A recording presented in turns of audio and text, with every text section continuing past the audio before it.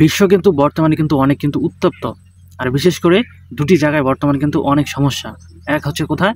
Ukraine এবং Russia, এবং দ্বিতীয় নম্বর হচ্ছে ইসলি এবং ফিলি ভূখণ্ড।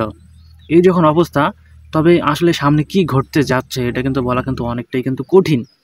কিন্তু অবশেষে এমন একটি তথ্য এসেছে রাশিয়া এবং ইউক্রেন ইস্যুতে, যে 2022 সালে ইউক্রেনে সামরিক অভিযান শুরুর পর যুক্তরাষ্ট্র, যুক্তরাজ্য ও ইউরোপীয় ইউনিয়নের বিভিন্ন দেশগুলোতে রাশিয়ার কেন্দ্রীয় ব্যাংক এবং অর্থ মন্ত্রণালয়ের সঙ্গে লেনদেন কিন্তু সীমাবদ্ধতা করা হয়েছে, এবং সেই সঙ্গে রাশিয়ার 300 থেকে 350 বিলিয়ন ডলার মূল্যের সম্পদ কিন্তু জব্দ করেছে তারা। মানে সেই অর্থ সম্পদগুলো কিন্তু প্রতিটা দেশে কিন্তু আটক করে দিয়েছে ইউক্রেন এবং রাশিয়ার সাথে দ্বন্দ্বে জড়ানোর ফলে। আর এই আটক করার পর বিপুল পরিমাণ এই সম্পদ এখন কিন্তু ইউক্রেনের সহায়তায় ব্যবহার করার পরিকল্পনা করছে ইউরোপীয় দেশগুলো, যেটা অনেক কঠিন একটা বিষয়। যদি এই ধরনের কোনো কর্মকাণ্ড যদি করে, জানি না আসলে রাশিয়া কোন ধরনের পদক্ষেপ নেবে ইউরোপীয় ইউনিয়ন দেশগুলোর বিরুদ্ধে। তবে রাশিয়ার কিন্তু এই ধরনের ডিসিশন যদি রাশিয়ার বিরুদ্ধে নেওয়া হয়, যে রাশিয়ার অর্থ দিয়ে ইউক্রেনের সামরিক এই পদক্ষেপগুলো চালানো হবে, তাহলে কিন্তু রাশিয়া কিন্তু এর কিন্তু কঠিন কিন্তু একটা জবাব দিতে পারে। তবে স্থানীয় গণমাধ্যমের প্রতিবেদনে বলা হয়েছে, ইউরোপীয় কমিশনের president Ursula von der Leyen একটা নতুন উপায় খুঁজছেন, যার মাধ্যমে ওইসব সম্পদ ইউক্রেনের প্রতিরক্ষা খাতে ব্যবহার করা যায়।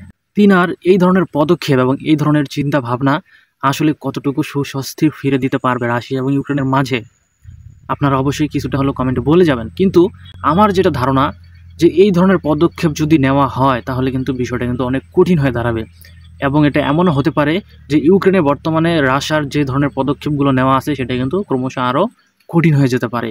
এবং এমন প্রতিবেদন সময়ে আসার পর বর্তমানে নিরাপত্তা পরিষদের উপপ্রধান রাশিয়ার দিমিত্রি মেদভেদেভ বলেন, যদি এমনটা ঘটে, চলতি শতকের শেষ পর্যন্ত ইউরোপীয় ইউনিয়নভুক্ত রাষ্ট্রগুলোকে ধাওয়া করবে রাশিয়া। এটা কিন্তু অনেক একটা বিশাল একটা সতর্কবার্তা কিন্তু ইউরোপীয় ইউনিয়নগুলোর জন্য। কারণ যদি রাশিয়ার সাথে এই ধরনের কর্মকাণ্ড করা হয়, তাহলে চলতি শতাব্দী, মানে এটা যে 2025 চলতেছে, একদম 2100 সাল পর্যন্ত ইউরোপীয় ইউনিয়নের যতগুলো রাষ্ট্র আছে সবাইকে রাশিয়া ধাওয়া করবে এবং তাদের বিরুদ্ধে বিভিন্ন ধরনের পদক্ষেপ নেবে। তবে রাশিয়া যদি চায়, তাহলে কিন্তু এই ধরনের পদক্ষেপ কিন্তু তারা নিতে পারবে, কারণ এই ধরনের পদক্ষেপ নেওয়ার মতো তাদের সামর্থ্য এবং শক্তি রয়েছে। তবে এই যে ইউরোপীয় ইউনিয়নের মধ্যে এই ধরনের উচ্চ আকাঙ্ক্ষা আসলো ইউক্রেন ইস্যুতে, এটা কিন্তু মোটেও কিন্তু ইউরোপীয় ইউনিয়ন এবং বিশেষ করে পশ্চিমা রাষ্ট্র থেকে শুরু করে রাশিয়ার মাঝে কখনোই একটা ভালো সম্পর্ক গড়াবে না। এটা কিন্তু ক্রমশই কিন্তু দিন দিন কিন্তু আরও ভয়ঙ্কর একটা অবস্থানে কিন্তু চলে যাবে। আর বিশেষ করে এই ধরনের পদক্ষেপ এটা অনেক সেন্সিটিভ হয়ে যাবে, এটা আমার আর কি ধারণা। তবে আপনাদের মতামত অবশ্যই কমেন্টে বলে যাবেন।